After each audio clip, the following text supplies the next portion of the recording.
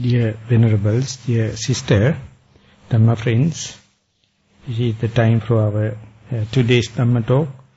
To start the Dhamma talk, you may all consent 3 times with sadhu, sadhu, sadhu. Namo tasse bhagavatu arahato samma sambuddhasse. Namo tasse bhagavatu arahato samma sambuddhasse.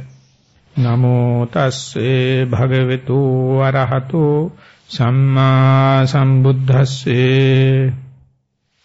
Bhagavati no auso brahmacharyang ussati ema usoti kinnuko auso sila visuddhattang bhagavati brahmacharyang ussati no hidang ausoti. Dear Dhamma friends, we are in the second day of our retreat, and accordingly, this is the second Dhamma talk in the series. As I mentioned yesterday, all the Dhamma talks will be arranged in a serial manner or in a series, and for the whole set, the common topic will be one of the discourses the Buddha has delivered, and it is been labeled as Rathavinitha Sutta or Relay Chariots in English translation. In fact, the content of it is not directly a discourse of the Buddha. Instead, it's a dialogue between 2 eminent disciples of the Buddha, namely Venerable Maha and Punnamantani Putta. Yesterday, we have taken time to understand the background, so that with discussing the background, we first time introduced Venerable Punnamantani Putta. He is having so much of good qualities. Is very person with having very little wishes, and person is with solitude and aloof from the people, and quite energetic.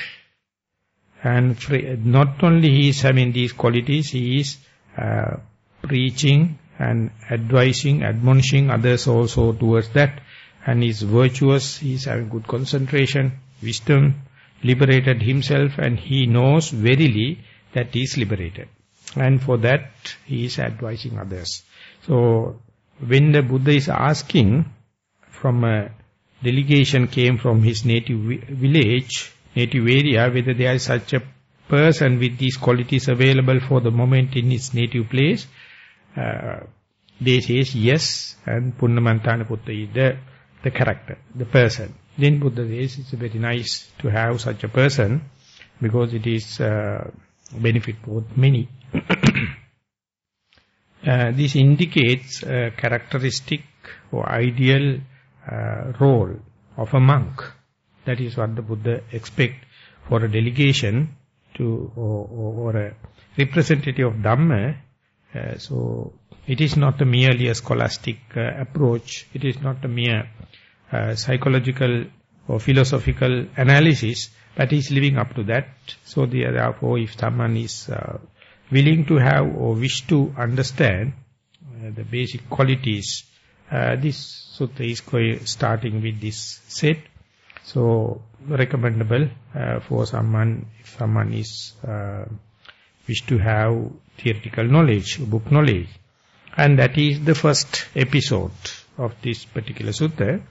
And when this discussion is happening, Venerable Sariputta was listening, and he make a determination, if so-called Punnamantani Putta, Venerable Punnamantani Putta is full of these virtues, I must make a determination to meet him one day.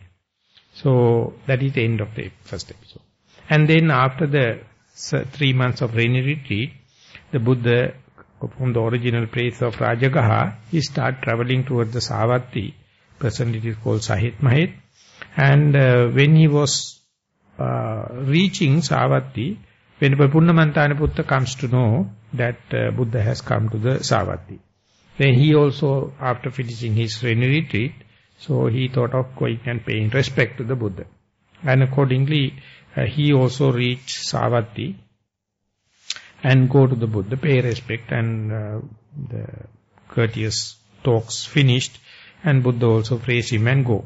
Then he taking his sitting cloth, he is going to another close by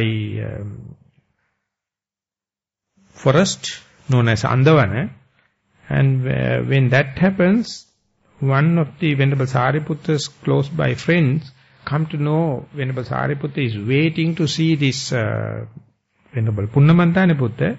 That particular person now came to the Buddha. So he bring the message to Venerable Sariputta, tell him, Bhante, that you are having that kind of wish and determination. I am happy to tell you that Venerable Punnamantana Buddha reached Savatthi. That means by that time Venerable Sariputta also is at the vicinity of the Savatthi. And then immediately he also takes the sitting cloth and chasing behind Venerable Punnamantana Buddha. By the time he goes there, Venerable Punnamantana Buddha reached the sitting posture and meditating. So then Venerable Sariputta also arranged his seat and go for a meditation. After towards the evening, both of them are emerging from the sitting posture, and then Venerable Sariputta reach Venerable Punnamantana Buddha, and then the dialogue starts. Then only the main theme of the discourse starts. And at the beginning, Venerable Sariputta is asking, Bhagavatino auso brahmacharyam gussati, is asking for the clarification. Is the holy life lived under the Blessed One? That is to understand, you are also mendicant, you are also full-time meditator, you are also disciple of the Omniscient One.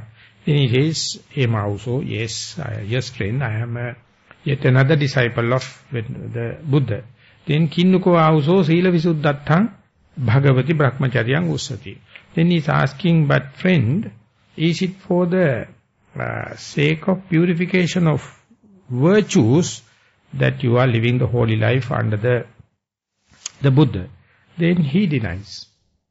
He says, no, I am not living this holy life or the celibate life for the purification of the virtues or morality. So,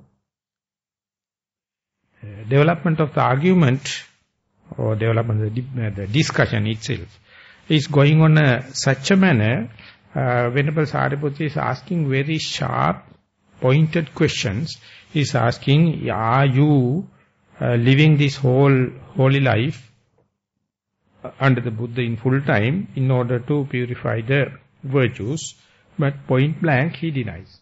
No, I am not living my holy life, whole life and the holy life for the purification of virtues. So this is a kind of a contradictory point at an angle, because any monk will not deny that his celibate life is justified by virtues. But here the Venerable Punnamantana Buddha is telling no. And then Venerable Sariputta keep on questioning, but I thought of leaving that for the future talks. But to take this issue, even Venerable Punnamantana Buddha is praised by the Buddha, and having so much of these other qualities, virtues, but whenever Venerable Sariputta is asking, is it for the sake of purification of virtues that the holy life is lived under the Buddha? It's not. So, anyone looking the teaching of the Buddha, point of view of Buddhism will be hurt by this answer. But those who are willing to understand the real teaching of the Buddha, or the point of view of Dhamma, one has to take this as a very good way of expressing the reality, the teaching of the Buddha. Because if someone is going to live a whole life or holy life in order to achieve this purification of virtues, that virtues will be the end result, but that is not the holy life. So, our ultimatum is not the virtues.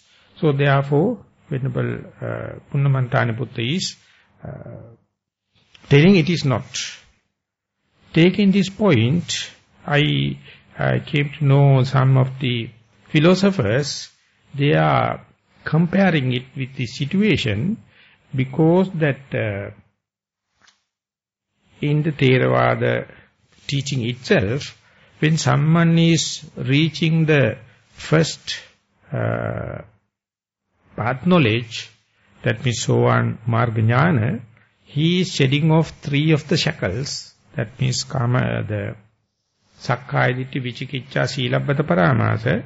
This Silabbata Paramasa means that he has the virtues, Sila, taken in the wrong way.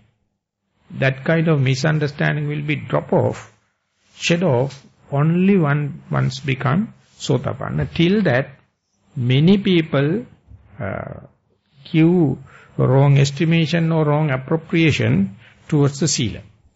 So only at the Sotapanna level only one can be assured of what is the necessary part, appropriate amount of virtues in order to have the frictionless path. Till that we have extravagant. We have always considered Sila as something inappropriate way. So that is why one of the shackles, there are 10 sanyojanas or hooks or shackles, one of them is the Sila. So therefore, Buddhism as a ism always phrasing Sila is good. But you can, philosophically you can understand Sila has its own intrinsic bad part. Sila has its own intrinsic good part. So you have to understand what is the bad one, what is the good one, and what is the middle part you have to select it. So for that, there are no textbooks to say this is wrong, this is correct.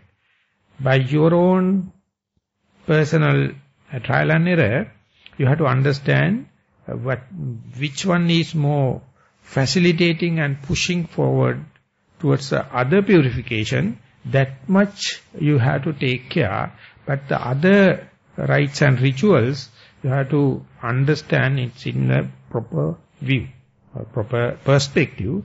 So that is a very subtle thing. So therefore, if you are going to take the virtues itself as a ultimatum or end, then you are falling into one cleavage.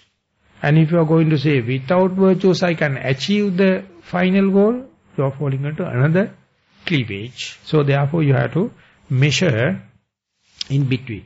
So that is why Venerable Punnamanthaniputta is not going to give a positive answer.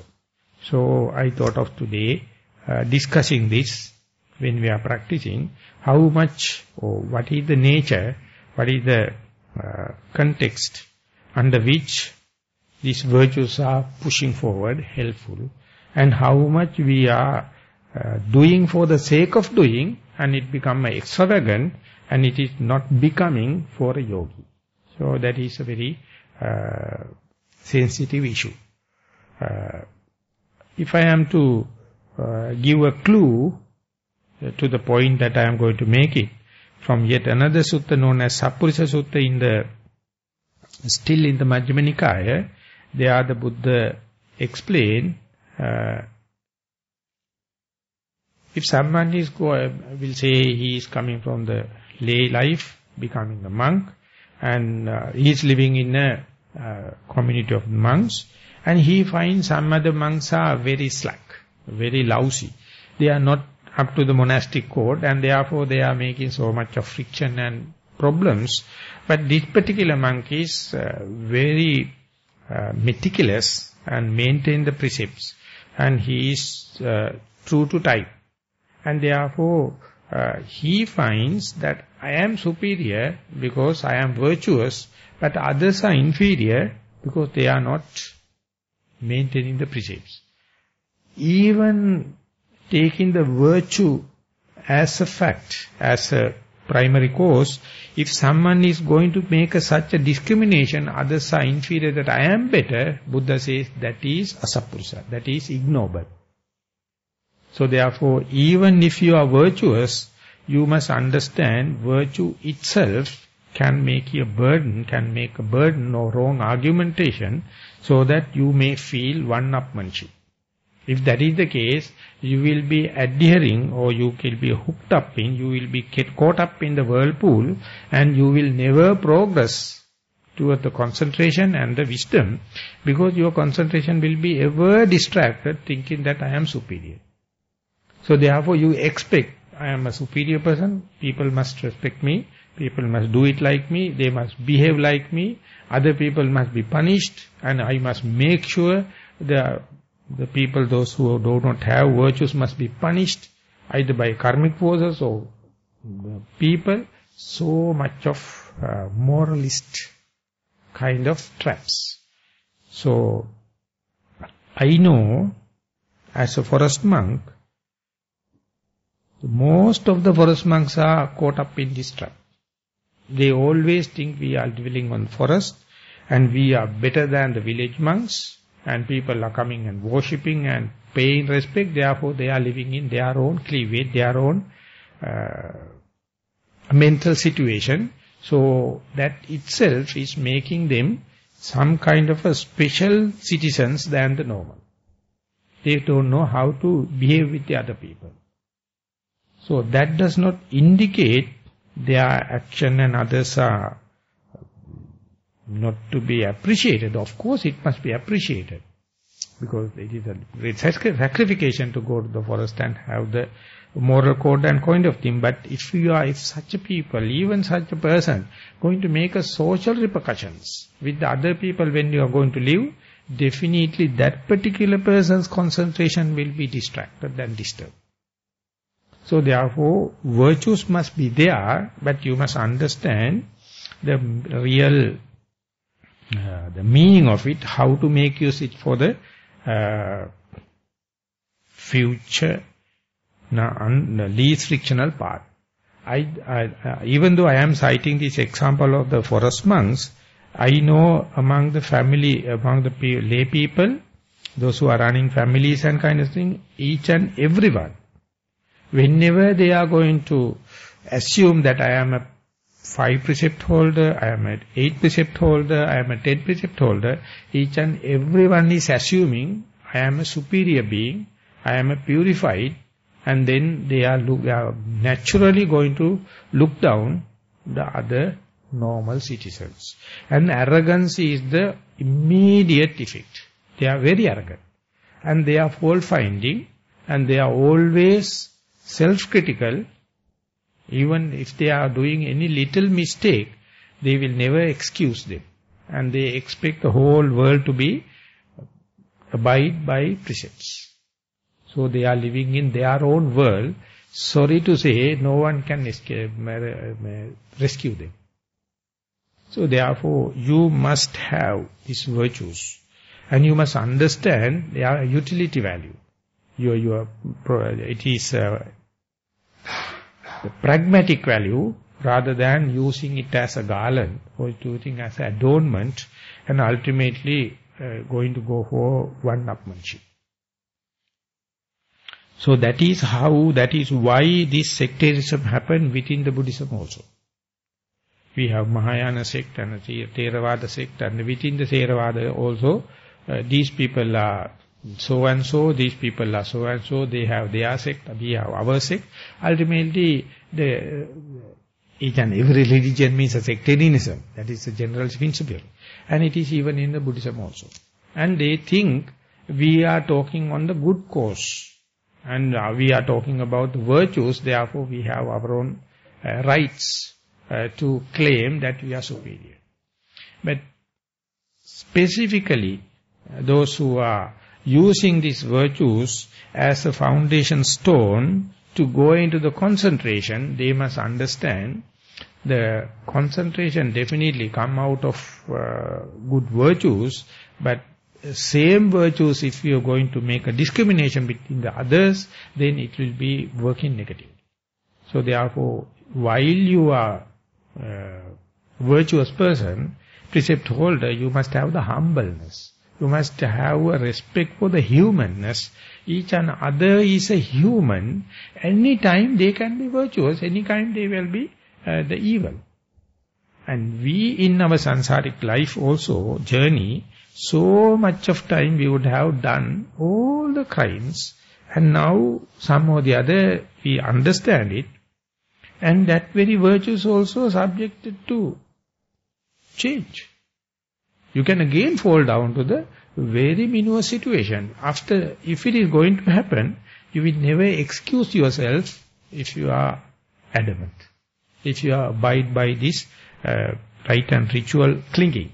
So therefore, the Buddha presented it in the practical way, in a pragmatic way, and that pragmatism, that practical situation is not much relevant to the people, those who are not meditating, those who are doing generosity and practice virtues, and they are stopping the whole life at that level. They are not much affected by this clinging into these rites and rituals and the virtues. But if you are going to look into forward, the concentration training and the wisdom training, then you have to understand your virtues must not be a burden to yourself. Virtues must not be a hindrance to yourself. So that is how, in that case, how one can see only the positive side of the virtues and to get rid of these repercussions possible. And for my understanding, the best way is to associate with the noble friends. They are the only people full of virtues but never make any social repercussions.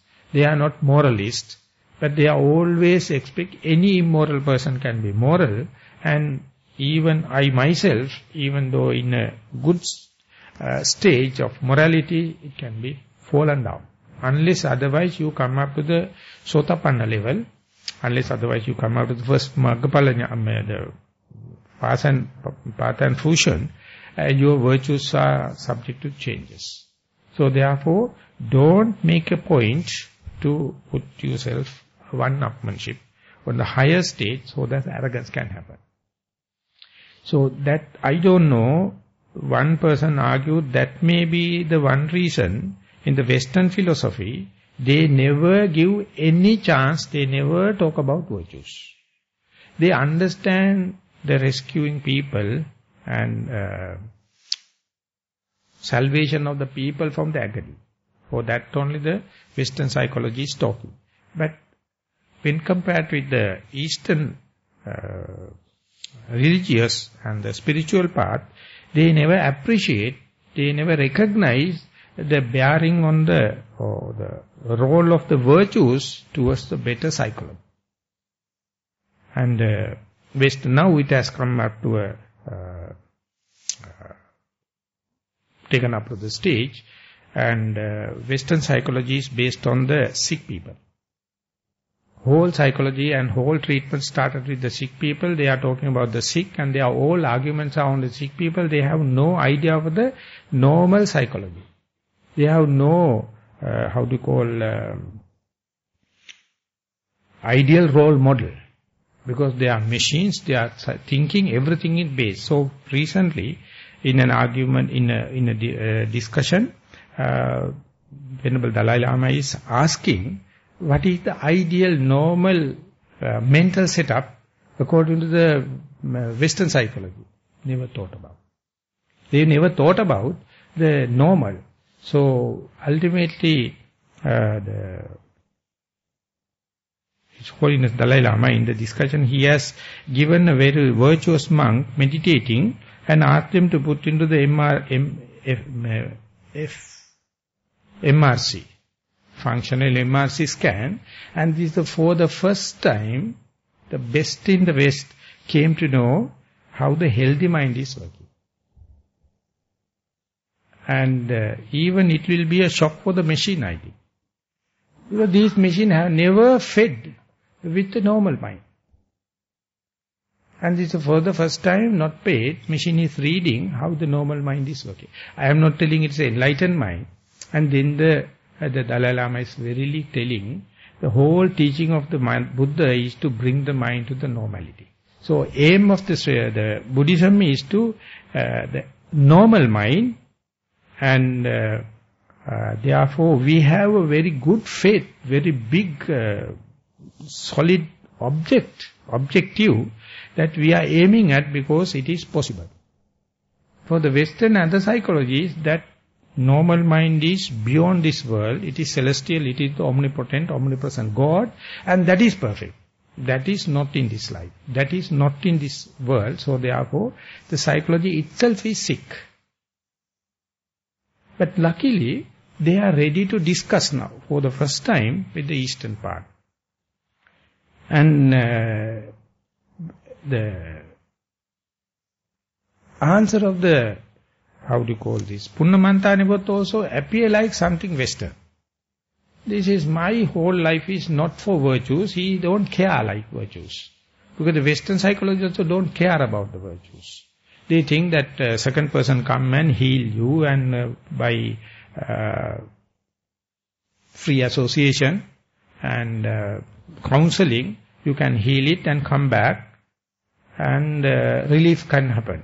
So whenever they are talking about this free association or psychoanalysis, never go into the virtues. So therefore, Dr. Padmasiri, he see the parallelism in this idea about Silabbata Paramasa and the Sigmund Freud idea about avoiding of virtues. There is a kind of a parallelism. So it is a good way to have a dialogue between the East and West. But towards the end of this discussion, this sutta it is going to give the positive side. So therefore, each and everyone must understand, until you come to the final aim, all what you are going to earn, I mean the good, has to be drop off whenever the better come into face-to-face. Even the sila has to be dropped.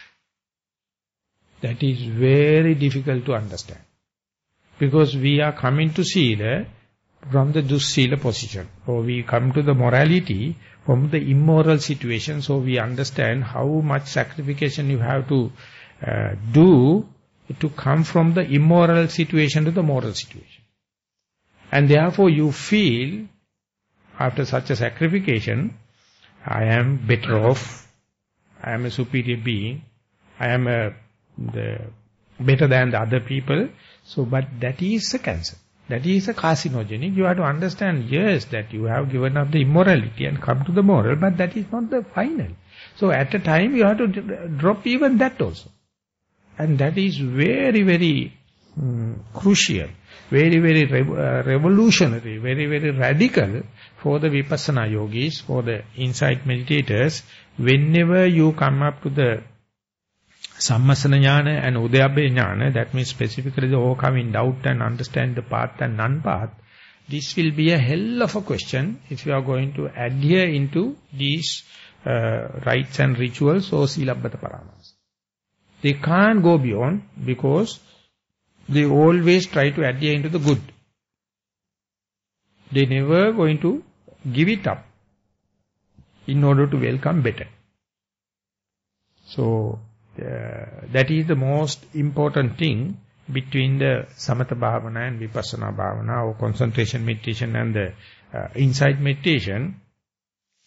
If I am to give some hints or some examples in the meditation, when you are practicing, the day you come up to the point where your primary object becomes very, very subtle, very docile, you can keep it face to face it in a predictable manner, your basic distraction from the 5 hindrances will be reduced. And you start to feel the least frictional path. The friction will be reduced, and you can feel the body can be kept easily 1 hour, 1.5 hours like. And the object also, even if it is going, you can, whenever necessary, you can have a contact with it. When that is happening, the mind is in the meditation journey, leaving the materiality and slowly going into the mentality. That means from the Kayanupassana, it is changing into the Vedananupassana. In the Vedananupassana, usually before coming into the meditation and before understanding the mindfulness and the Satipatthana, our natural tendency is to the pursuit behind the pleasure-seeking game. But when the Vedananupassana come into being, at the one side, on the one extreme, you have to understand the pleasurable feeling that is coming out of the meditation. We call the immaterial kind of pleasure. Here and now, you are going to get a kind of a relief. And out of that, the gladness and the rapture going to happen. And from the other side, excruciating kind of pain.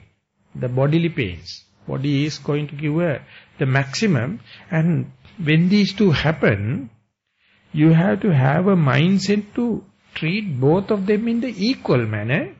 That is difficult. That is difficult because our mind is in such a rut. Whenever the pleasure happens, attraction comes. Whenever the pain happens, the hatred going to happen. So unless otherwise you are theoretically accepting or in the book knowledge wise accepting, if you wish to go beyond that, at least theoretically you have to understand the pain and the pleasure are the two sides of the same coin. Only the underlying tendency changing. If you wish to understand the underlying tendency, you have to consider the pain and the pleasure equally. But that is a challenge. So that is the point where even if you are ready to give up, even the immaterial pleasure. Whenever the meditative pleasure or the immaterial pleasure going to happen, the attraction is natural, but this attraction is not happening with your intention. It is not happening with your will. It is happening under the carpet.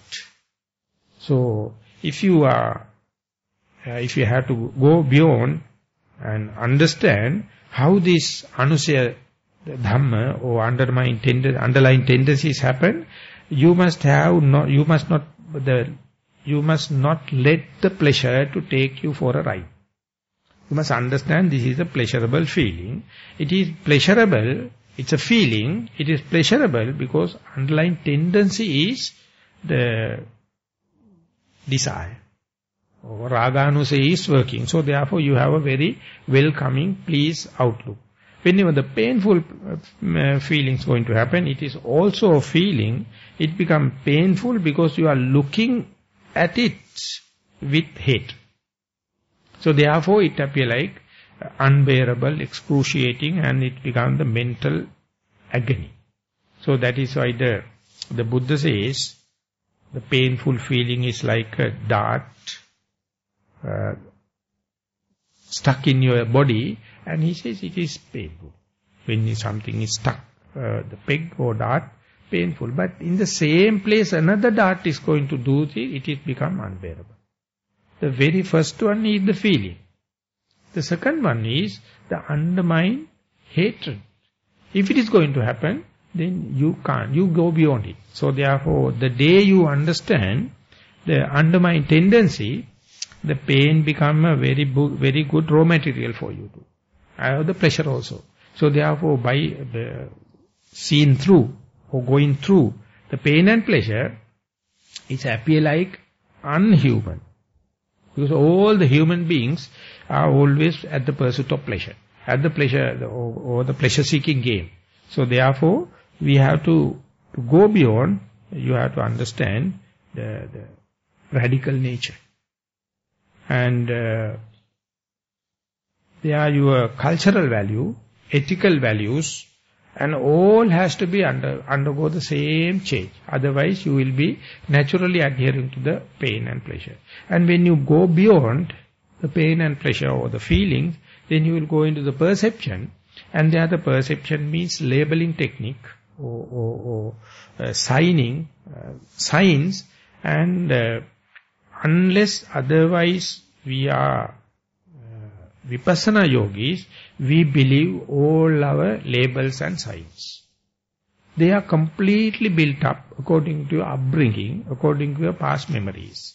So whatever the new fresh experience going to happen, either seeing or hearing or any other kind of thing, everything will be measured, everything will be colored, everything will be appreciated through your perception.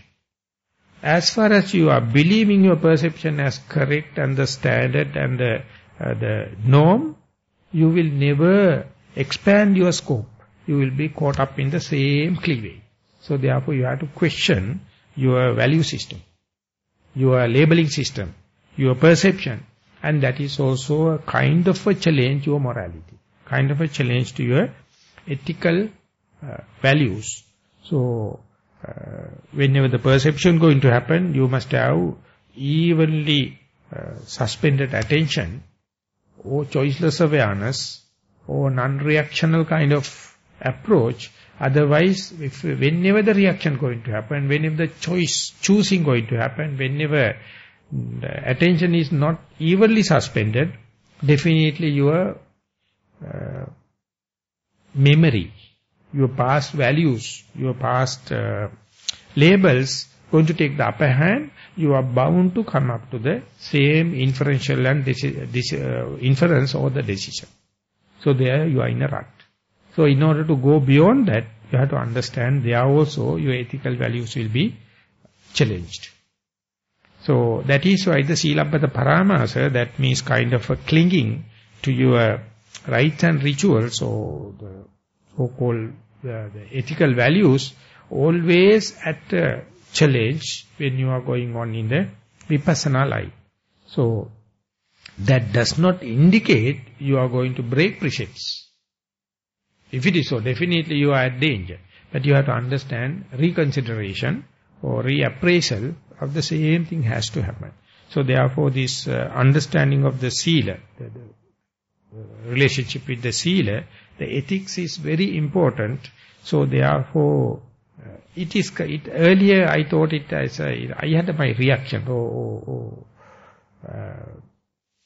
put down, or inferiority like, because that whole the mind and life organization and the conferences, they are aiming at, it is due to His Holiness Daishan, the ethics, that means the worldly ethics. He says that is enough. Secular ethic, that is the term. He says that the whole effort is to, on secular ethic, can East and West come into the common term. So that indicates a very Montessori level. Because our whole effort is not for the ethics. But even if we can come to a common ground in the same, the one stage, and discuss on the secular ethics, that itself is very important. So this, all the conferences and the symposiums and kind of thing, that is the greatness of His Holiness Dalai Lama. He is not talking about any religion, not talking about the East and West, not talking about the lay and ordained people. He says, can we agree upon the secular ethics? That is because if you are going to go into the sectarianism, definitely this rite and ritual clinging is there.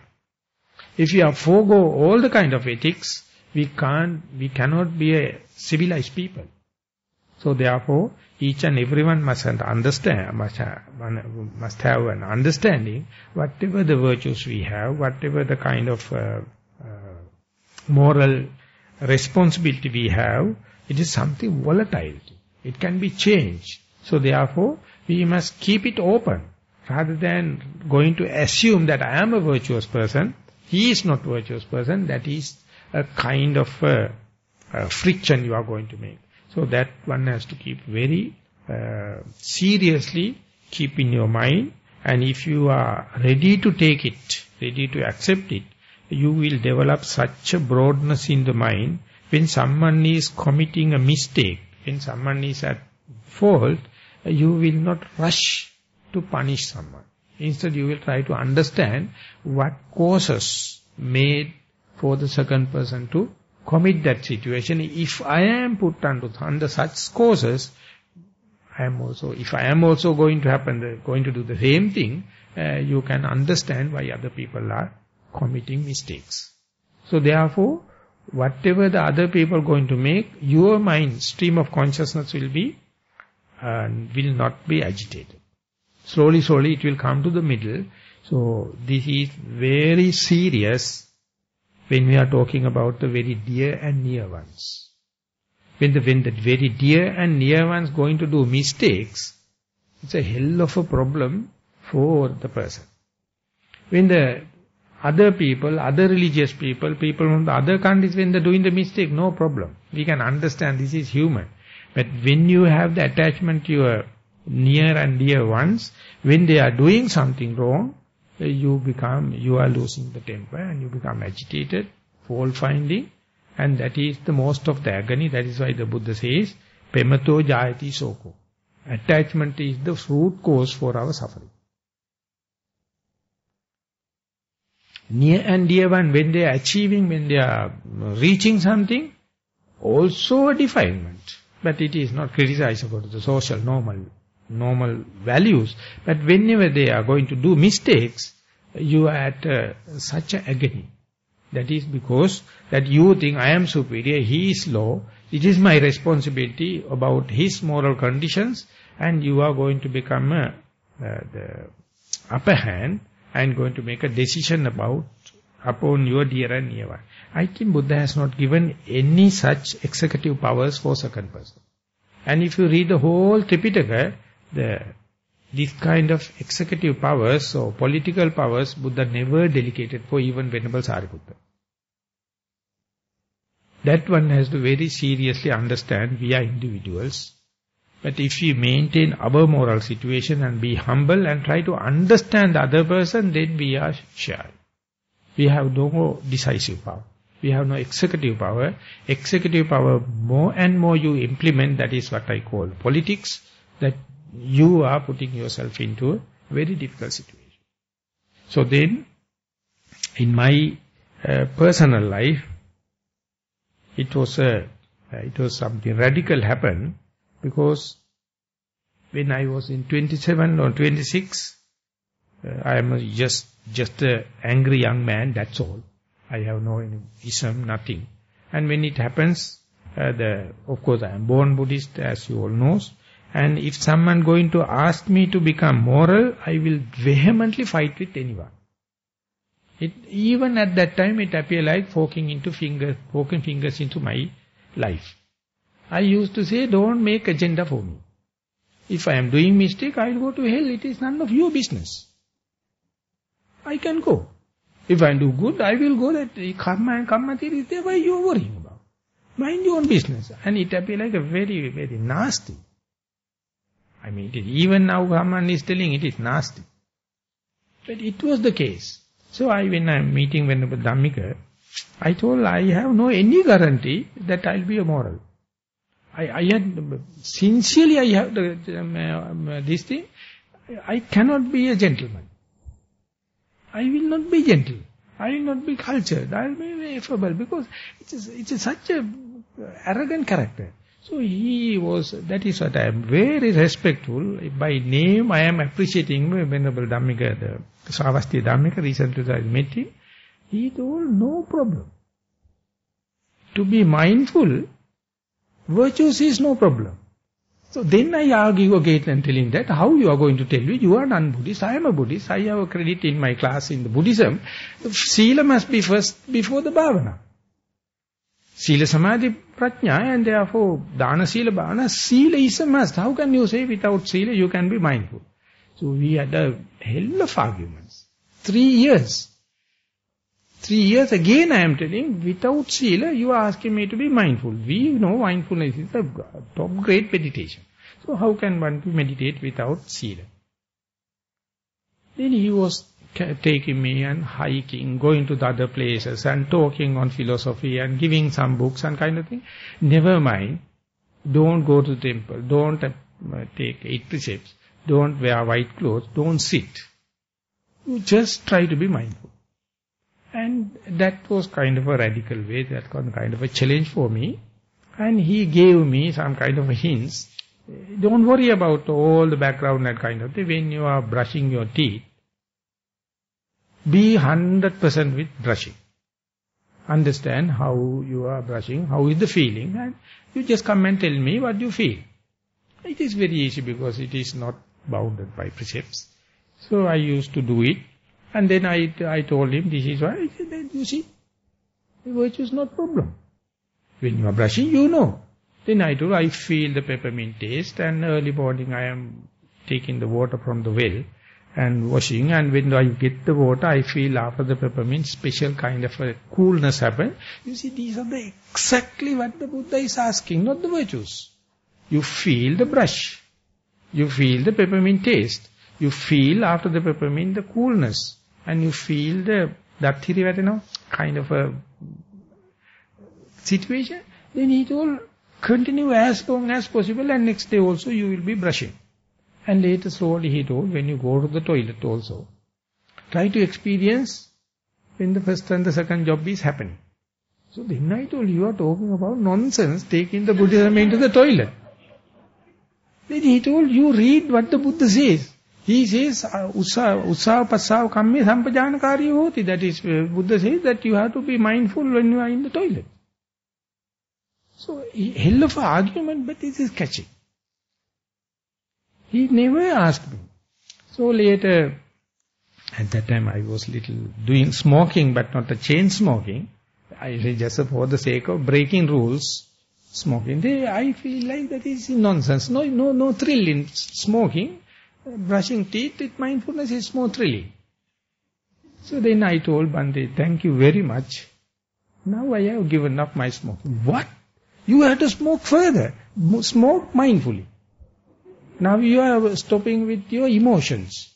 And again you may take it up the smoking. So therefore continue. Now you are going to see the disadvantage of it, and then continue with the mindfulness. Continue with the mindfulness. So then again I am arguing that after so much of determination I am coming and declaring you that I am becoming a gentleman. I am becoming culture. But you say, so I am telling you, he told, that you are doing it with the emotion. So therefore you continue and see you can't commit mistakes mindfully. So that is the argument. He says, if possible, try to kill an animal mindfully. You can't. You have to have a kind of a dopamine dose to kill. You can't rob.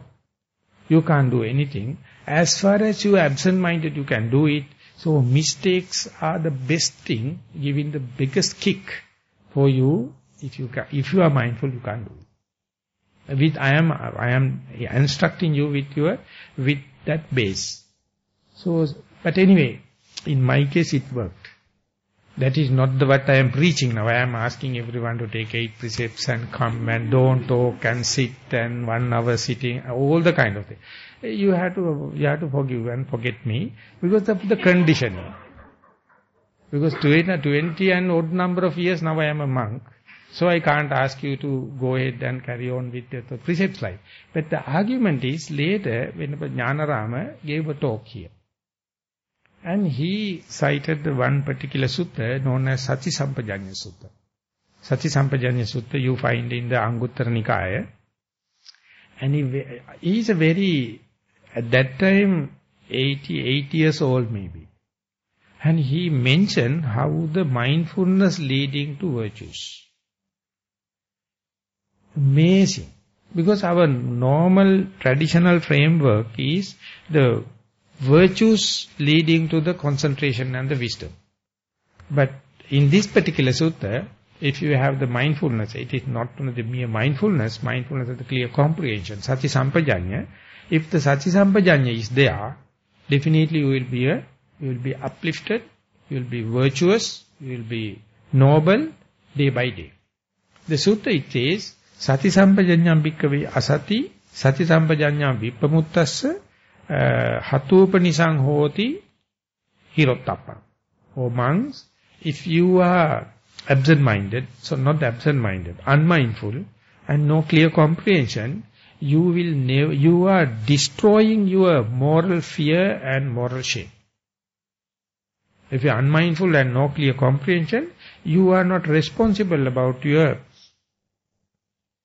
moral shame, moral fear, or sometimes it is known as healthy fear and the healthy shame. Sometimes it is that the shame of evil and the dread of evil, the other side. So if you wish to have the moral shame and the moral fear, the proximate cause is the mindfulness and the concentration, the comprehension. If you have no mindfulness, you are immoral. In that sense, the immoral means that you have no fear to commit any mistakes.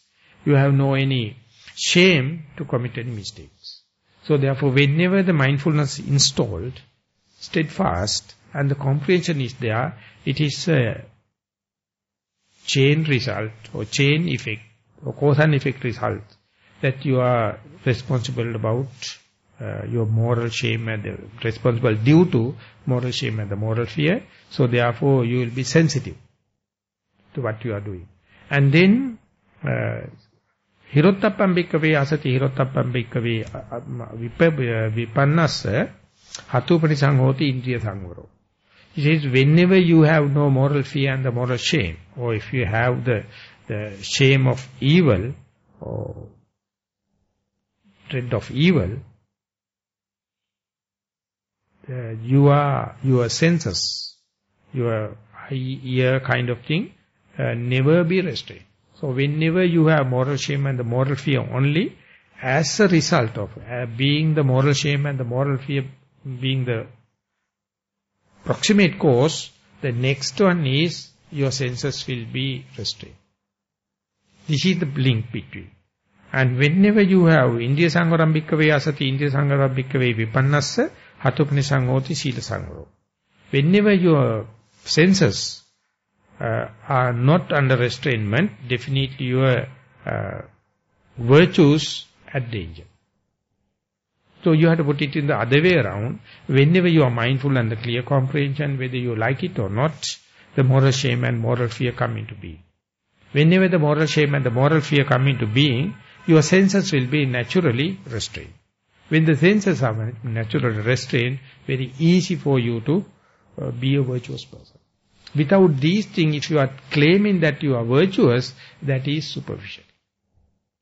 That is something emotional, rather than based upon the real fact. So therefore there you have to understand,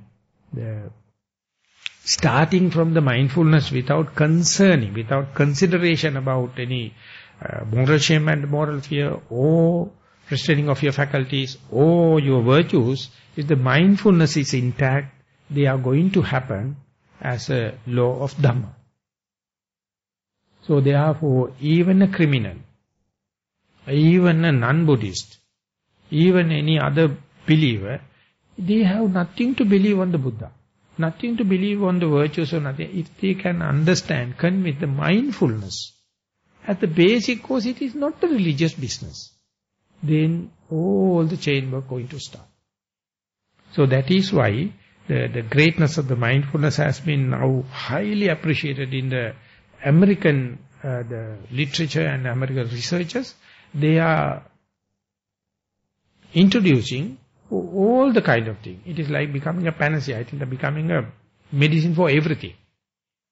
So in the conference that one worker, is very famous now in America, that is known as John Kabat-Zinn, he has given a very nice explanation from the American point of view. The definition for mindfulness, how to develop, and when you develop, what are the benefits with respect to the existing the anxiety and the asahani, මොකක්ද කියන්නේ? Tension, stress, and the heart attack, blood pressure, all the kind of thing. He has given the relationship, the mindfulness. And after giving a brilliant talk, he is asking His Holiness Dalai Lama, is mindfulness Buddhist? Mindfulness cannot be labeled as Buddhist, but only the thing is, Buddha is the first and foremost understood and recognized this as the basic cause, or the most important element. And therefore we attribute it to the Buddhism and the Buddha. But the unfortunate thing is Buddhists do not know that. Not a single Buddhist understand the crux of the teaching is mindfulness. So, when Venerable Dhammika is going to tell me, even without anything, if you try to be mindful, definitely you will be a Buddhist. I was vehemently arguing because my birth certificate say I am a Buddhist. And I got a credit pass in the Buddhism. So he is not a Buddhist. He has no credit pass in the Buddhism. So I claim I am a Buddhist. But he questioned again and again, have you practiced mindfulness?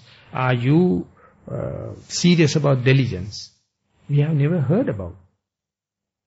You just ask any Buddhist, in a general sense, what is the basic teaching of the Buddha? They will come out to this and that. Of course, theoretically, yes. But practically, the mindfulness is, Satipatthana is the base. When you start with the Satipatthana, all the good things, all the things you are waiting for will happen natural way. Not in an artificial way, not in an imposed way, not in an regimented way. So that is more lasting, and that is going to make any repercussion to the world, or no any repercussion to your way of life also. So therefore, Sila, that as Venerable Pundamanthana Buddha going to answer, my whole life is not just for mere Sila. But that does not indicate Sila is undermined or kind of thing. So you have to see it in the correct perspective. So that is a challenge, that is crucial only for the Vipassana yogis. Because they have a very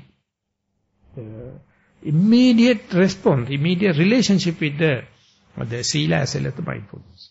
So if you are not worrying about in this very life, or you are not worrying about the concentration meditation or insight meditation, the Sila is a fairly big thing. But if you are going to go further in the concentration training and the wisdom training, you have to keep the Sila in due place, appropriate place. Don't over-exaggerate it or don't undermine it, underestimate it. So that Buddha won't do it for you. Books can't do it for you. You have to understand what is the practical utility value, pragmatic value of Sila, and I would say all of you have mixed up now. That much I am sure. That you have to daily revise that how much this virtues going to be a bridge or a pathway, rather than making it as a garland or as something to be adorned. So therefore, utility value of Sila, one has to always revise. And that is always backed by Sati Sampajanya, that means mindfulness and the clear comprehension. And when the Sila and the clear comprehension come into reciprocal momentum, that is not you. That is Dhamma is working. And very nice example is, very dramatic example is, in the Dīgha Nikāya, there's a Brahman called Sonadanda. So the sutta is known as Sonadanda Sutta. Happened to go to in front of the Buddha. He is a very reputed Brahman, that means a Hindu master. And luckily the Buddha is having a very cordial kind of a discussion. And he is coming with a lot of his disciples. Then the Buddha is asking, to be a good Brahmana, what are the intrinsic characteristics? He says it's very common in our tradition. There should have 5 characteristics, and then only the one person become very accepted and popular and considered as a leader. He says that he must be from the caste called as Brahmana class, and the parents and all the family lineage must be very pure up to this caste system. Third one is he must be virtuous. The fourth one is he must have a good stature, good personality. Fifth one is he must be master in all the literature. So when that happens, it is being recognized as a standard person to be respected and kind of thing. Then the Buddha says it's a well listed, it's very good. All the 5 are, that is intrinsic. And then in the discussion Buddha asks, if you have to cut that 5 into 4, what is the one you are willing to forgive and forget about? Then he says very difficult to reduce it because this 5 has been recognized and authentic.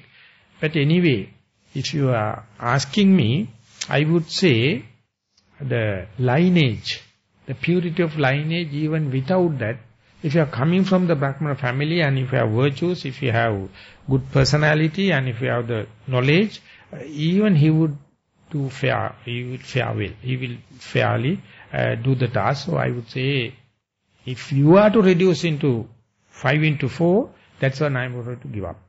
Then the Buddha says, if someone is asking this question from me, that is the answer I am also going to give. But, if someone is asking to reduce yet another one from this 4, what is you are going to do? And then his disciples are protesting, telling, you are undermining our whole authentic this thing in front of the Buddha. Buddha is very young to you, you are very mature, why you are doing like that? Then he says, shut up and wait, I am the one talking with the Buddha. And then he says, Bhante, it is very difficult now, I have already reduced into the 4, and these 4 are very, very intrinsic and very important. But Buddha says, if the question happens, what? He says that a caste you have to give up. The virtues, personality and the knowledge on this theory must be there. Buddha says that's marvelous. The way you are handling is very marvelous now. You are taking into your personality now, this thing. And then Buddha says, am I excused to ask yet another question out of these 3, what is the one you are going to forego? Then he says, vehemently, he says, Bhante is too much. But anyway, Buddha is keep on asking and all the group is now rowing and fighting against for him.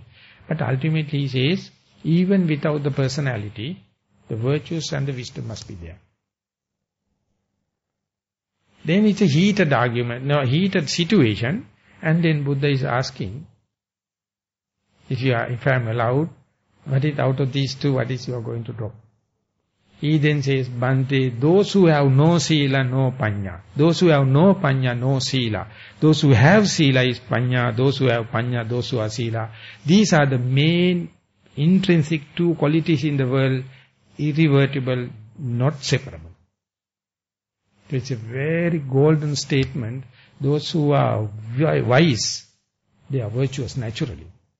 Only the wise people can understand the value of virtues. Only the virtuous people can understand what you call the wisdom. That is transcendenting wisdom. And then the Buddha says, marvelous, but when you are talking like that, people are not accepting. Therefore, I am repeating the same thing that you have mentioned. Only for the virtuous people, the wisdom can arise. Only the wise people can understand the wisdom. No wisdom means no virtues. No virtues means no wisdom. Wisdom and the virtues are the primary 2 qualities governing the world. So therefore, that virtues are leading to wisdom or transcending wisdom. It is not to adorn itself and try to declare one-upmanship. So each and every yogi always revise and take sila into the adhi-sila and the higher grade of sila. You don't think what is existing one is going to give the support to the throughout our virtuous life or holy life. Day by day you have to tighten the bolts and screws. Tighten the sila, go up to the higher sila, otherwise the existing one itself will be stagnating. That indicates your wisdom is stagnated. If you can put it up slowly, that indicates your capacitization, increasing the range to the wisdom happens. That may be the reason at the beginning of the retreat, we ask you to come to the 8 precepts and adhere into that. And if you wish, I think there are some vacant rooms, you can ordain also.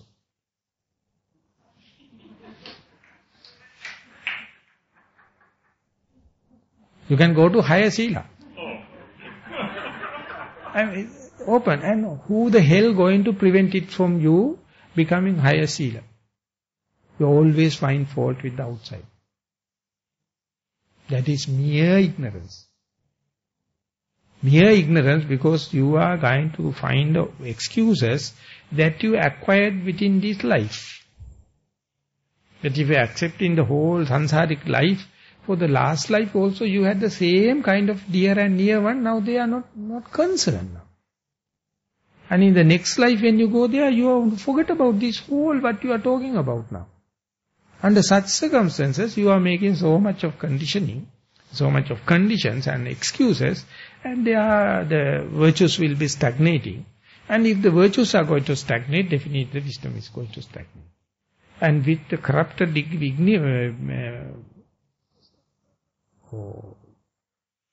limited wisdom, you can't think about the value of virtues. Virtues mean higher virtues. So therefore, whenever you get a chance, you must be an opportunist to go into the higher virtues. That means more and more you go there, wisdom going to happen. That is what the only worthwhile calling wisdom, not the other explanation. This is worthwhile calling ignorance. Breaking through and going is the one. And endless. You can keep on going, and it appear like going into the open prison camp. Accepting virtues means appear like that open prison camp, because you are imposing more and more rules and regulations like.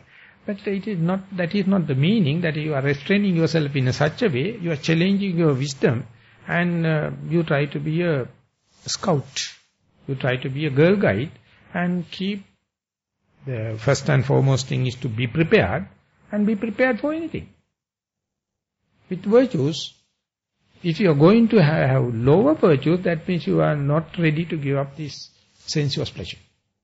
That is what you prevent from becoming virtuous. So therefore, whenever you have the prime time of your life, you have to experiment it with, not in a unbearable way, but as and when the time permits, you have to go forward. So it is, I would say it's a completely personal issue, and I would say if you are claiming for any human rights, this is the right we have to fight for. We have to ask that being a human, after getting this dispensation of the Buddha, after having this all the faculties intact, and if I cannot do my noble quest in this life, I must fight for that. Don't let the others to fix agendas for you. That means slavery. So therefore, it must be radical. It must be the kind of revolutionary. And in that sense, Buddha never discriminated the male or female, ordained or non-ordained, born Buddhist or non. It's not a problem. Being a human is enough. So therefore, when you are practicing, take this sila in a correct perspective and make use it as much as possible a conducive factor for the concentration, rather than adhering it or clinging into it in terms of rites and rituals. And this much I was thought of talking on the early part of the discourse, and later, whenever Punnamantani put in a very beautiful way, he put the productive and constructive way, how the sila come into being, and how it is taking as the starting point to go for the other purifications. And I think this, the information or the example that I given will be helpful for you to be happy, in the sense that you all are now in 8 precepts. It is something special, and it has, you have observed not due to the pressure of someone. It is not the commandments, they are precepts. You all have accepted it and practicing, and therefore it is not destructive. It is not developing inferiority, and make it something forward-looking, and always keep the precepts as much as possible. Even if it is broken, it is nothing to regret, but you have to recorrect it. You have to rectify it and come up with that precepts, and then that itself is going to give us so much of contentment at the sila level. So with that remark, I would like to stop today's talk. Thank you very much for listening.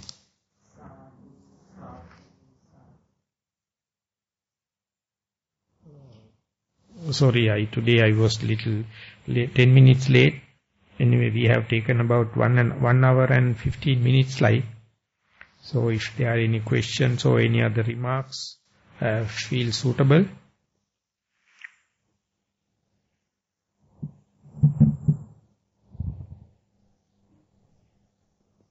Bhante, you said at some stage morality has to be dropped, you said.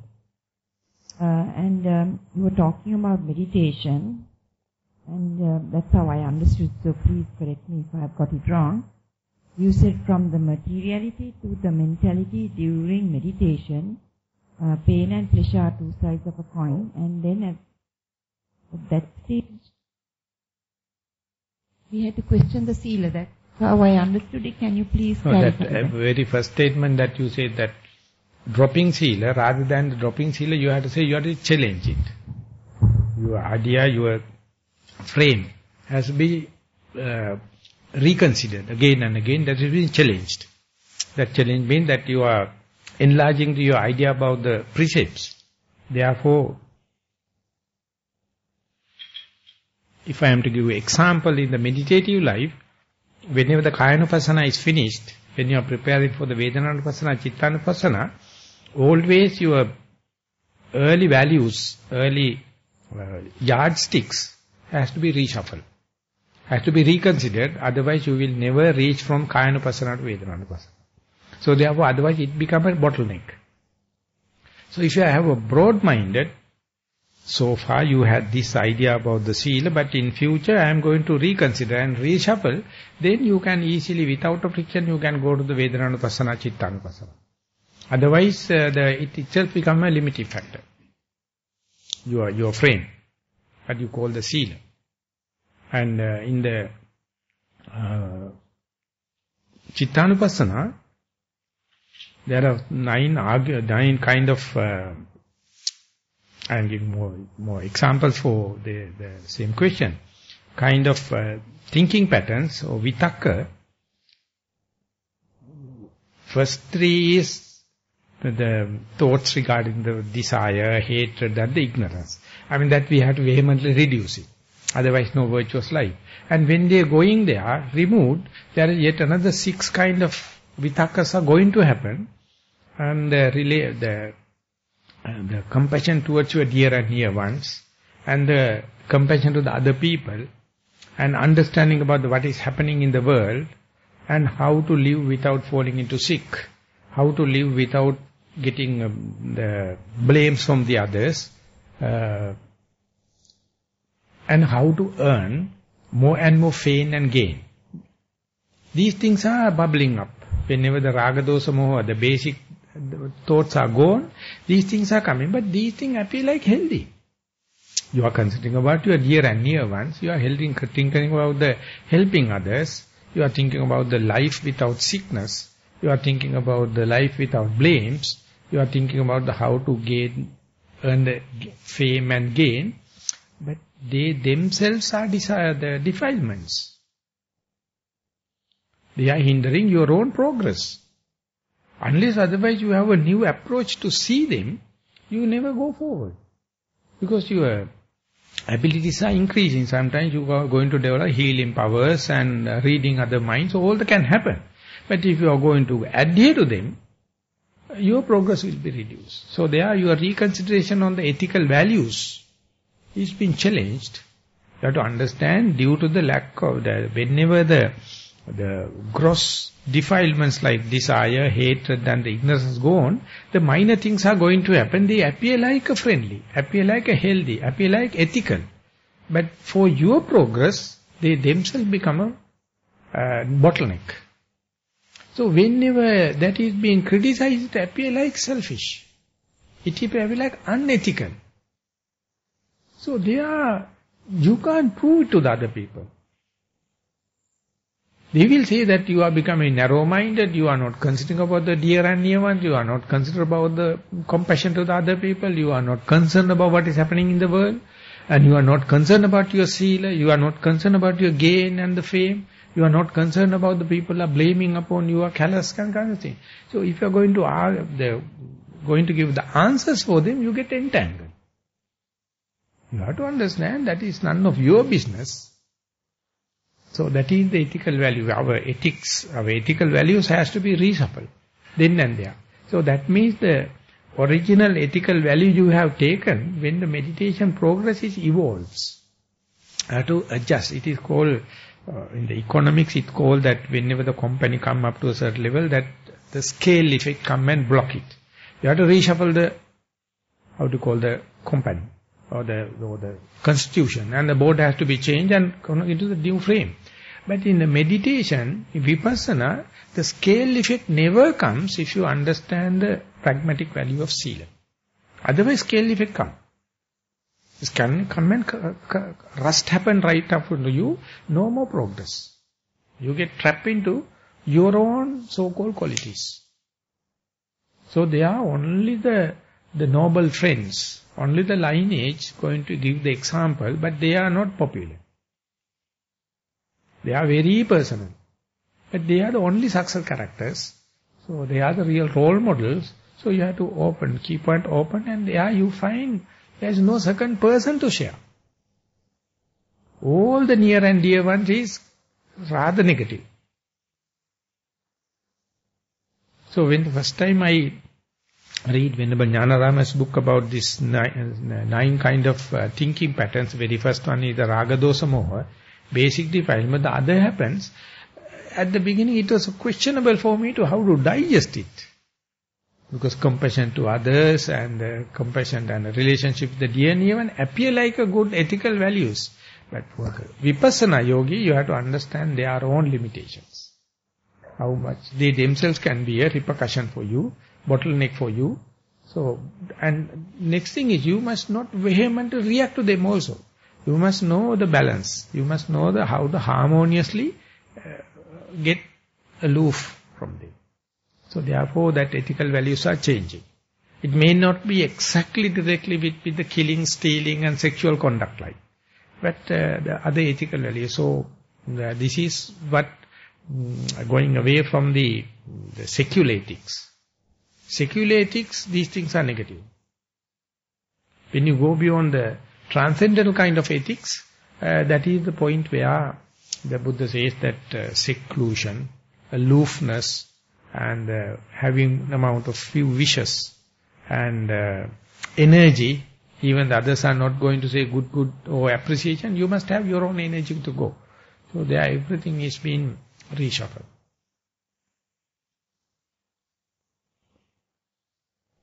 So Bhante, when one advances in the Vipassana meditation, these other things change. The sila changes.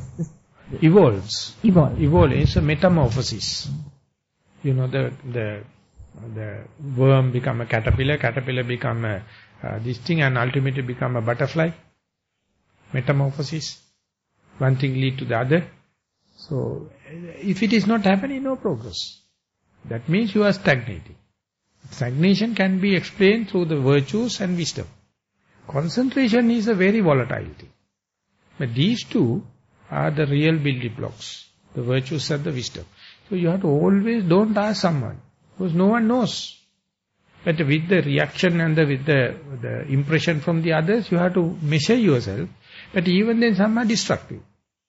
So therefore you have to give up the destructive, the criticisms, take all as much as possible constructive criticisms and see whether your virtues are increasing or wisdom is increasing. And if it is increasing, my important message is don't try to accelerate it. Very dangerous. Then you can run mad. You have to let it happen in the natural way, but remove as much as possible impediments. And let it happen just like you are giving the sunlight, water and fertilizer, but the plant has to grow. You can't accelerate it. Only you can give the conducive conditions or facilitate it, and that is, you must understand the limit, understand the proper combination. And for that Buddha asking, don't come and ask me, that is none of my business. I am not going to tell you. You can't find any practical book. There are no handbooks for that. You have to have your common sense. Bhante, from what I understand, one has to do more and more meditation as well, isn't that right? Yeah, while meditating you have the sensitivity. sensitive to the other people, sensitive to your body, sensitive to your emotions, sensitive to the perception, sensitive to your feelings. So therefore at the beginning, the form, feeling, perception and others are cause of suffering. When in the meditation, they are the signals. From that only you have to read whether you are progressing, whether you are advancing. So you have to very friendly with your body. That is not luxury, but you have to give the complete facilities for the body to be in the health situation. And the feelings wise, you must never create any bad feeling like self-mortification or sometimes self-indulgence, nothing. And in the perception wise also, existing perception you have to respect. But you have to understand it is happening in the cleavage, it has to be expanded. It is not a denial of the existing perception. You have to understand we are running, we are measuring people with our own yardstick. Is it enough for us to go to the ultimatum? And whenever the volitional activities, willfulness and our motivation, the Buddha says each and every motivation is going to end up with suffering. So how the hell we can live without a motivation? How the hell we can even meditate without that? The will, the volition. And that also if it is reducing, slowly reducing, that's a good sign. And that rationalization, the inner chatter, and if it is reducing, that's enough. Don't think to do away with that. So that you have to, the progress means their involvement is getting slowly aloof.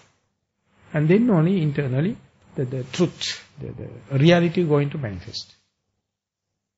So if we contemplate in daily life, also is a form of meditation. What you are talking about then?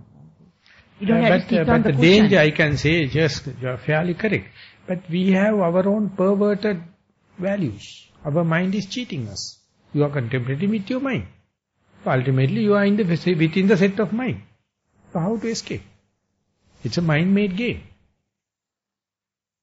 The daily life also mind. Contemplation also mind. So how to go beyond it? So that means the Theravada tradition has recognized Vanchanika Dhamma. Satamayavi, that perversions. And your mind is not always trustworthy. I mean, there is no other measure. There is no other method. So you have to let the mind to take any free decisions, but don't take it as the ultimatum good. You just see what other kind of thing it is going, and ultimately you will see mind has its own agenda. It is not the well-being of you. And if you are waiting that for your deathbed, you have to say sorry. There you understand mind has its own agenda. It is not the well-being of you. And your volition has its own agenda. Its perception has its own agenda. Pleasure-seeking game. So therefore, understanding that you are dealing with these five people, five facets, each and everything has separate agenda. Am I a master or slave? At the beginning, slave. By understanding their racket, by understanding their agenda, slowly you develop the feasibility study, getting enough information, ultimately slowly you come with power with, ultimately you can raise your head. Then you can interpret terms and conditions. Till that you have to develop slowly. It's the biggest art in the world, biggest aesthetic thing in the world. So we are great in that sense. At least we have taken the challenge.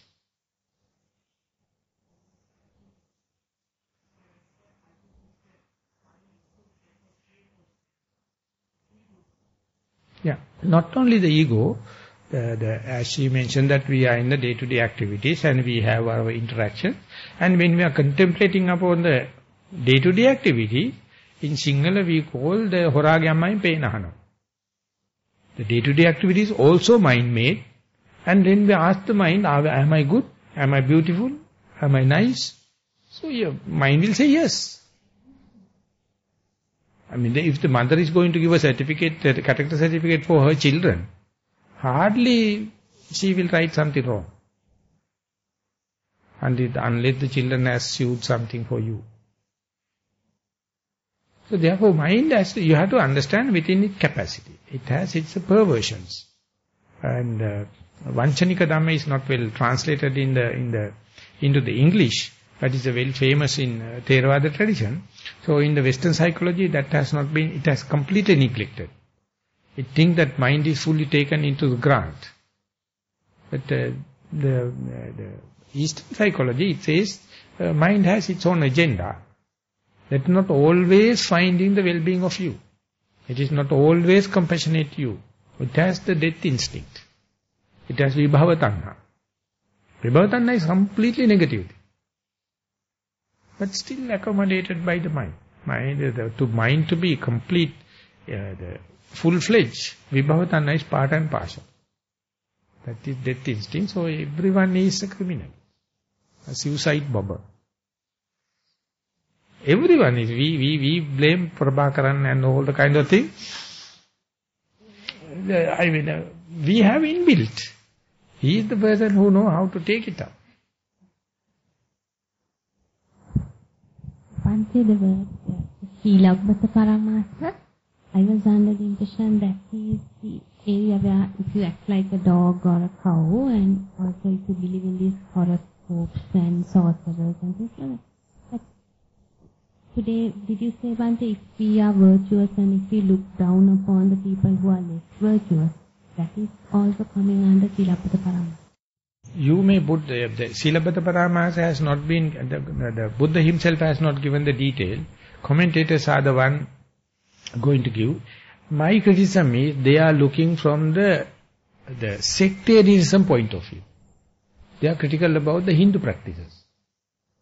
But even a Buddhist person, even if he is virtuous and taken the higher precepts and kind of thing, you are going to be arrogant, going to criticize others, going to decide upon others. I would say it's a dangerous. It's not only the dangerous for his practice, but it's a cancer for the society. That's called the moralist. Easily you can put that it has the sila, the virtues itself has become a burden for himself, because he has put in the wrong perspective. So it is naturally happening in each of us. It is not a crime. Whenever we going to assume more precepts, we feel others are inferior, they are half soul. We are full-fledged soul and we have the commanding power and we must tell kind of thing. But I think Oldenburg, he has going through the whole Tripitaka, he says, Buddha has never talked about this kind of a political power within oneself or towards others. It's a completely open system. Therefore, amazing the way he has presented. Never executive powers, never about deciding about others. No one has given any chance because the character can be changed at any time. Moral person can be moralist, and when I am translating the Mahasi books, the first 2 chapters is talking about the virtues of the lay and the ordained, and he has collected as much as possible information in the canon where immediately culprits and the murderers become arahant. And he is asking who gave them 5 precepts. How long have they been virtuous? The Angulimala, the Santatyamati and all the kind of thing. They were fully drunken for 7 days. Angulimala is full of blood. And Buddha never asked, sit down, say Namo Tassa Bhagavato Arahato Samma Sambuddhassa, go for 5 precepts. No. When Mahasi Sayadaw is asking, who the hell can answer that to start meditation you must have virtues observed for 1 day or 3 days and then only you become qualified for Samatha Bhavana, Vidassana Bhavana? Virtues not necessary, so immediately it can happen. Moment you understand the virtues of the Buddha, moment you understand the value of the other fellow being, that means virtue. It can happen within 1 second, but the sectarian people, they can't understand it. They think you are a murderer, you are a culprit, you must be sentenced to death. There is no such, the karma and karma theory will do it, but no, personally you can make use or misuse it. So therefore, whenever you get this perspective, our relationship becomes just relatives. No enemies. Everyone we can understand. Anything is appreciated, sympathize. And the first and foremost is sympathizing oneself. I am a sentient being, things can happen. If it is happening, if I do commit or volitionally and will, the consequences are not difficult to bear up.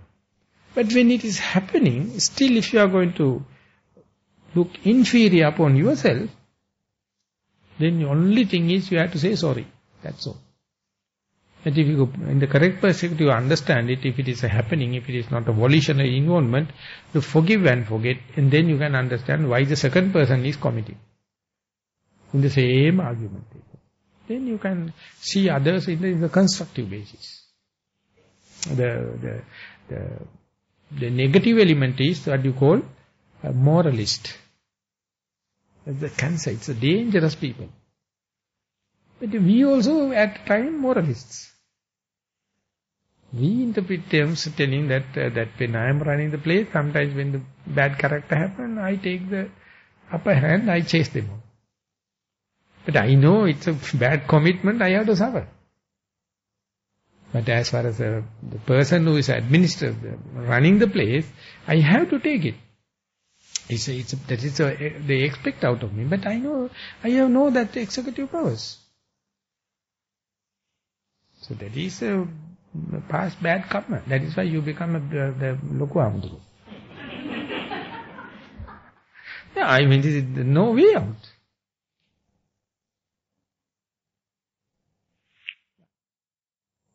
Bande, I just want to ask, because the Buddha sometimes was very hard, even when monks did something wrong, and called them scold them very hard. And so, what I want to ask is, he didn't just say, forgive and forget. He was quite, even they have to leave the Sangha and all this. No, as far as the monastic code is concerned, that if I have committed something, I know it's a matter for all the co-practitioners.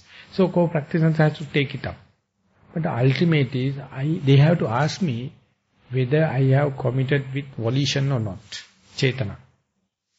And the very important thing is, for the sila, the natural sila, the mind is uninvolved, it's a physical and verbal restraint.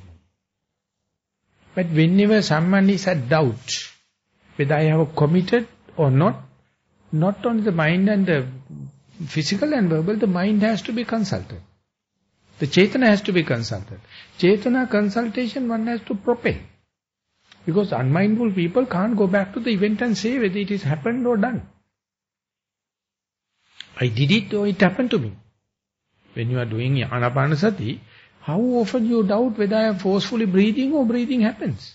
You can't understand it because it is such a subtle thing. So likewise the killing can happen, stealing can happen, sexual misconduct can happen, and you can commit. If it is committed, others get the political power. But if it is happening, Buddha says, as far as the particular culprit is not ready to accept, you have to run the case. You can't arrive at a decision. The culprit has to accept. Till that you have to force him that whether you have done it, how it happened, and all the kinds. So ultimately you are consulting the cetana. Cetana is not something related to the sila. Sila is talking about the kaya vacha. But when the doubtful situation happens, grey area happens, cetana is become very crucial. And the cetana cannot be traced if you are not mindful. We don't know. Because asankarika, sasankarika, the difference is very subtle. Whether you do or whether it is happening. So only the person mindful and try to see the breath. Am I do forced breathing or it is happening? It's a great achievement. And when you are walking, all are acting. When the walking meditation, you see how often we are doing rather than just walking to let it happen. Let the body knowledge to decide the speed. Many people are questioning in a doubt, should I walk fast or should I walk slow? They don't know. Because they don't know whether they are walking, doing it is happening or doing. So meditation start point where the happening is going to take place rather than doing. No volitional involvement. At the beginning, yes, volitional, motivational jump is there. drive is there, propel is there. But after a while, once you season, when you come up to the familiarity with the walking path and the speed, it is going to happen like the doll with the electric power, they're running like a puppet. Then only the meditation start. So that changeover, doing to happening, is the threshold for the vipassana. Till that, as far as you are doing, no proper meditation started. But I mean that it says that when such a story building going to happen, you have to have a big foundation. Foundation is below the ground level. After you put up the building, you can't see the foundation. Likewise, in the founding part is not related to the building. As a utility part is concerned, foundation is not valid. It is below. But it is very important. But when you are going to use the building, foundation is below the ground level. Likewise, in the meditation, when you start meditation, you do a lot of things. You do volitionally, willfully. But after that, you have to familiarize. After familiarizing, things are going to happen, and then only the meditation goes to take place. Till that area we call foundation.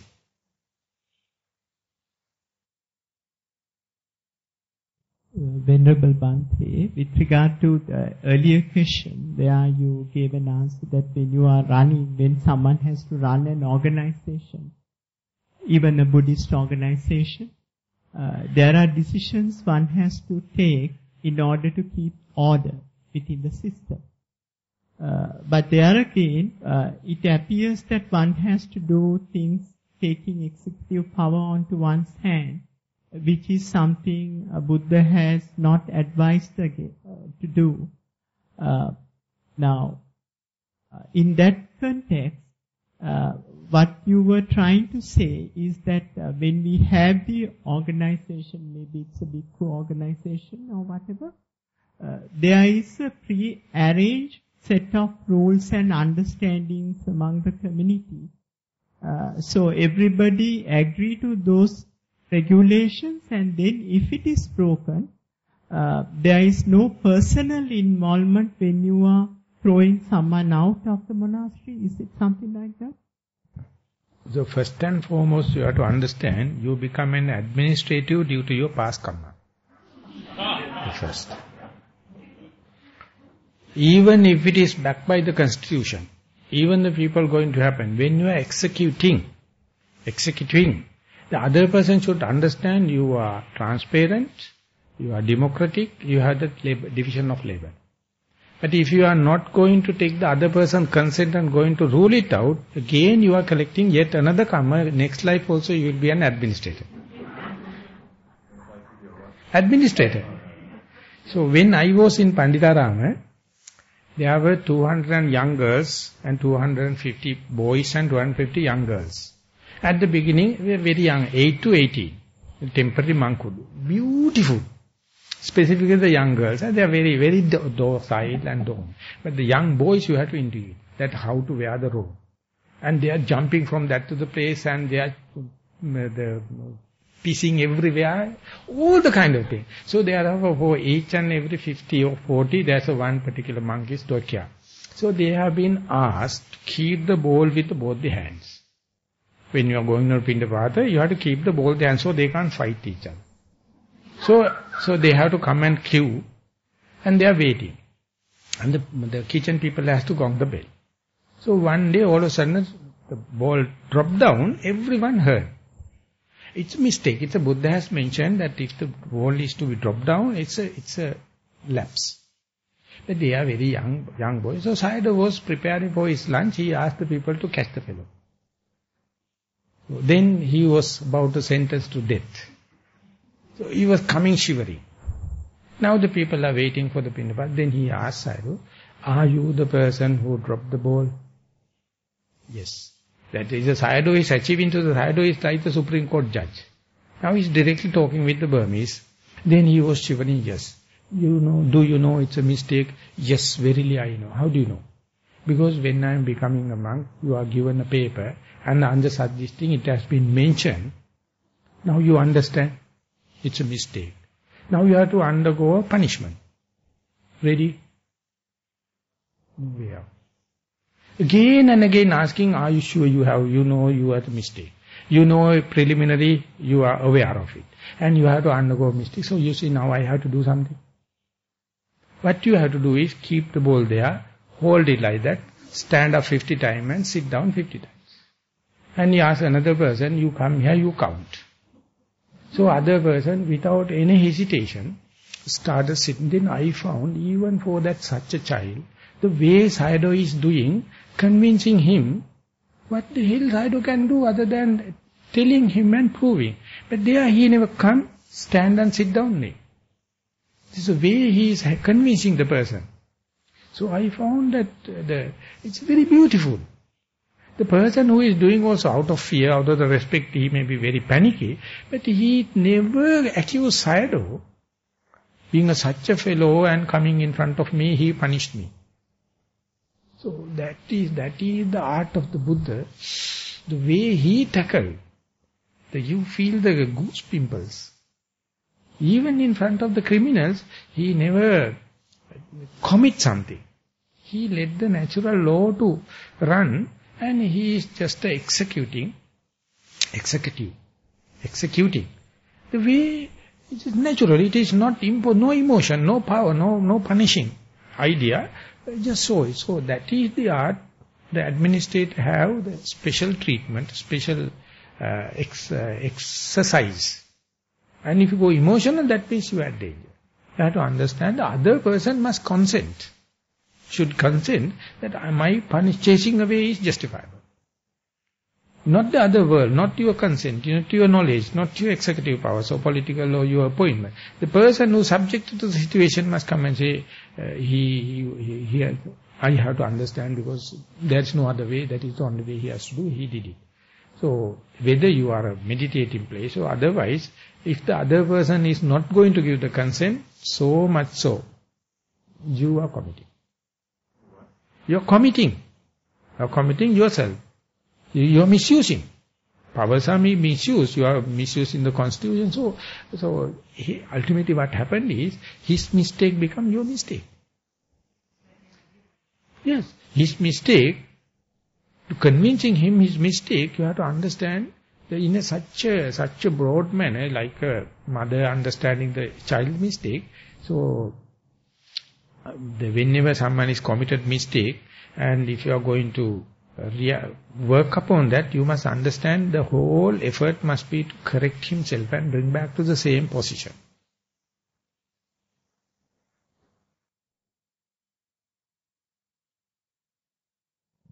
So Bhante, you can't ever get rid of karma then, right? I can't understand his English, someone has to... So, Bhante, you can never get rid of karma then, you're stuck with it for lifetime after lifetime. Yeah, that is the way that the Pandita Sayadaw, when he's explaining, he says, when the difficulty happens, you have to understand it is due to the past karma.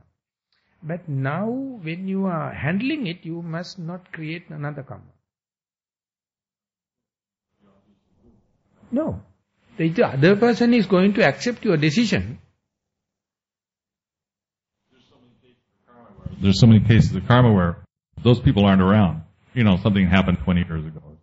So that means you have a better chances day by day to get rid of your karma if you act in a very diplomatic way, very decent way. So ultimately his mistake becomes your mistake. Because you have to correct him. And therefore the Sayadaw, Pandita Sayadaw says, when now we are working in a one retreat and she is going to commit mistake. Now we pull her up and taken for a case. Ultimately your attitude must be understanding she is a family member. We can't kill her. Only we can do is, we have to make better person. Thinking that we are family members. But if you are going to execute something and chase away, or kind of, that means you are going to get rid of that person out of the humanity, out of the society. That is the commitment. So you have to understand now, and what are you going to do? What is next? And if he is constructive and if he is going to correct himself due to your action, both are better. Two positives. So I would say it's a very involved thing. Not only that, not emotionally, you get enough chances being an executive. If you are misusing it, you will be ever executives. And if you are using it, the whole society will understand you are a shock absorber.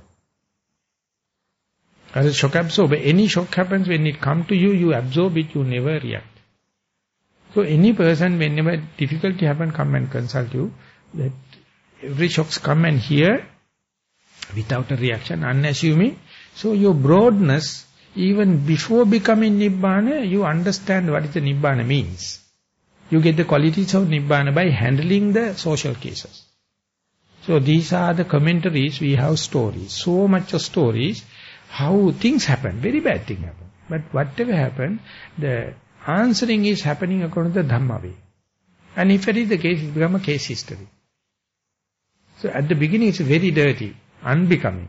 But the way it really sorted it out for the betterment of everyone. So therefore, when you throw a stone into the water, lot of waves going to happen and they go there and come back again. Take lot of time to calm down. So till that, you have to be mindful. Till that you have to see the beginning, the middle and the end. Otherwise commitment means that the others' mistake you are taking into your dustbin and no ending. Very, very difficult. Vande, can I ask something? So if you are in a situation where somebody does a lot of mistakes and you are affected by this, is it not better to leave the place? Can you not have the wisdom?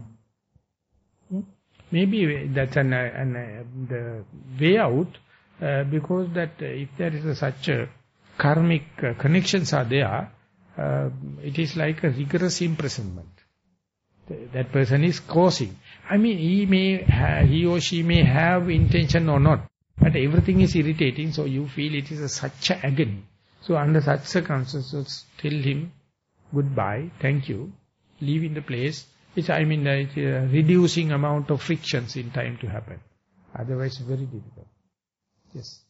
Well, Bhante, didn't Buddha say there were like three kind of karmas, the good, bad, and the in-between? Like the neutral, non-effect? How would you be able to tell which is which? Immediately. Neutral means you are completely taking part in the debate and the argumenting and court case, non-reactionary, non-judgmental, choiceless awareness. Then you are neutral.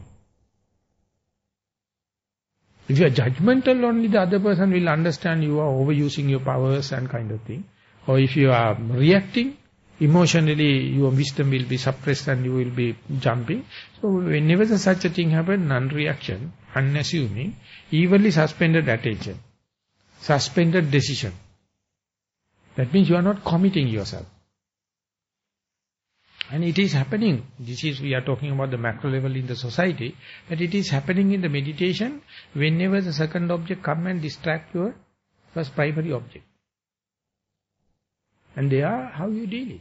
It's a very micro level, but if you are a good executive, outside if you are efficient, easily you can introduce that into the micro level. This is my primary object and something is coming and distracting. And this is a gate crasher. So how come what is the way I am going to work? I am going to pull it off, and then that we call reaction. And if you are without pulling off, are you going to take this as a primary object and forget about this? No. There you have to understand this. The gate crasher itself is impermanent. This is the middle, you have not seen the beginning, and wait and see the end of it. And then again you must have the energy to go to the primary object and start as if something not happened. So this internal, external, macro, micro, they are interwoven.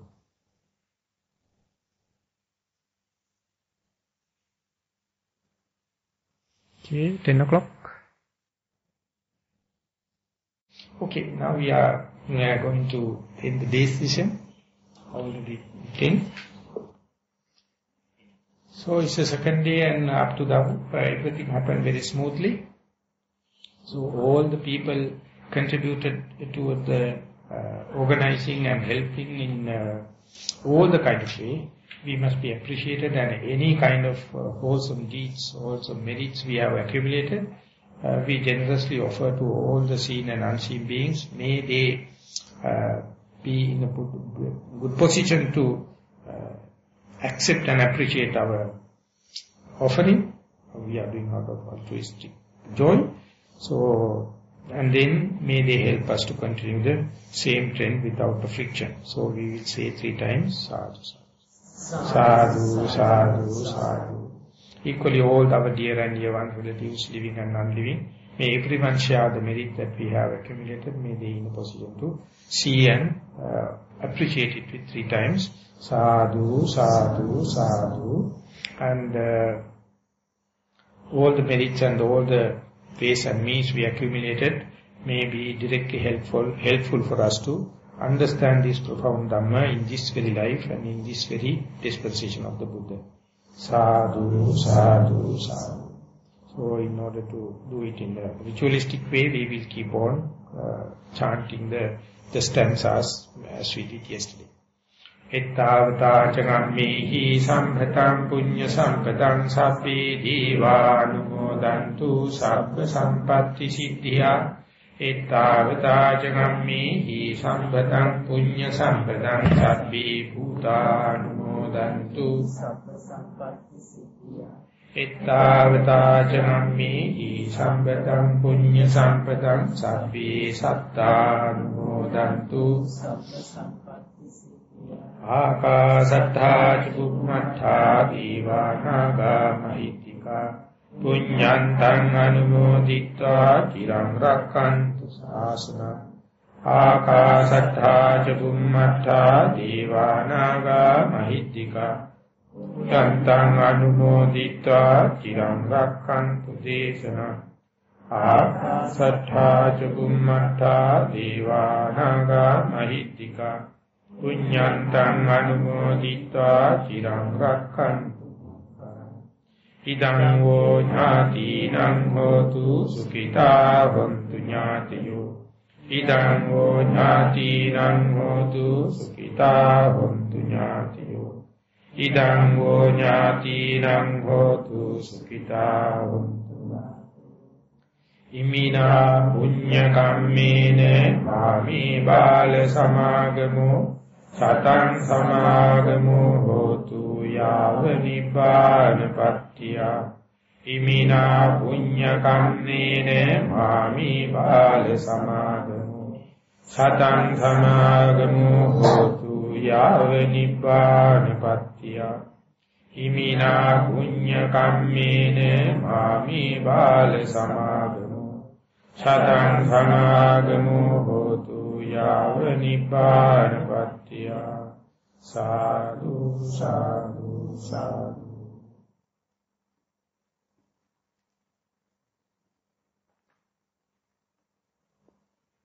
Okasa vandani bhante Sukhi hontu maya katam punyam samina anumoditatam sadhu, sadhu, anumodani. Samina katam punyam maitam datatam Sadhu anumoditappam. Sadhu, sadhu anumodani.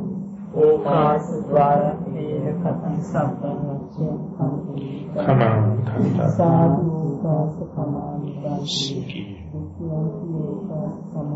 Sukhi Sukhi.